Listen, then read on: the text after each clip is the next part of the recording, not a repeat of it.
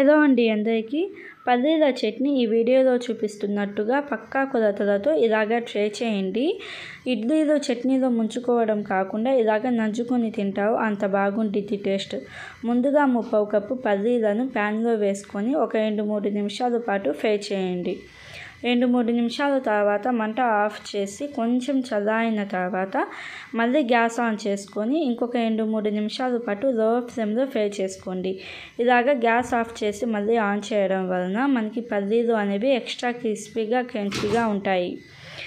ఇప్పుడు వీటిని పక్కన పెట్టండి. ఒక ప్యాన్లో 2 స్పూన్ల ఆయిల్ వేసుకొని పచ్చిమిర్చి 4 లేదా 5 వేసుకోండి.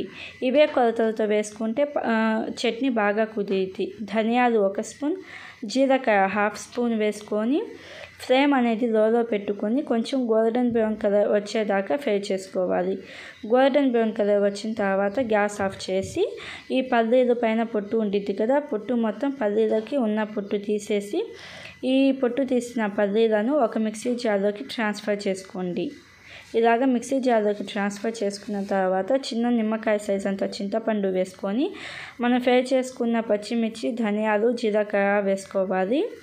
అలాగే 3 వెల్లుల్లి రెబ్బలు, పొట్టు తీసిన వెల్లుల్లి 3 వేసుకొని సాల్ట్ మీ టేస్ట్కి తగినంత సాల్ట్, అలాగే బెల్లం తురుము 1 స్పూన్ వేసుకొని వాటర్ కొంచెం వేసుకొని ఫస్ట్ కొంచెం ఫైన్ పేస్ట్గా చేసుకోండి. ఫైన్ పేస్ట్గా చేసుకున్న తర్వాత సాల్ట్, చింతపండు సరిపోయిందో లేదో చూసుకొని మళ్ళీ కొంచెం వాటర్ వేసుకొని ఫైన్ పేస్ట్గా చేసుకోండి.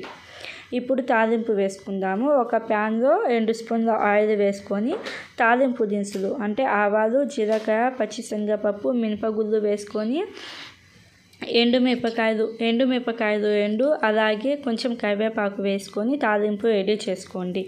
తాలింపు వేసే ముందే చట్నీలో కావాలంటే బెల్లము అలాగే సాల్ట్ సరిపోయిందో లేదో చూసుకొని తర్వాత తాలింపు వేయండి.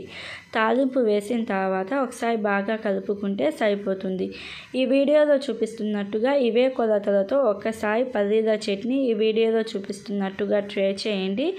టేస్ట్ అయితే చాలా బాగుంటుంది. మనం బెల్లం అలాగే చింతపండు వేసాం కదా, వాటి ఫ్లేవర్స్ అయితే ఇంకా బాగుంటుంది. తప్పకుండా ట్రై చేసి ఎలా అనిపించిందో కామెంట్ చేయడం మాత్రం అస్సలు మర్చిపోవద్దు. ఇలాంటి మరిన్ని వీడియోస్ కోసం మన ఛానల్ని సబ్స్క్రైబ్ చేసుకొని ఈ వీడియోని మీ ఫ్రెండ్స్తో షేర్ చేసుకోండి.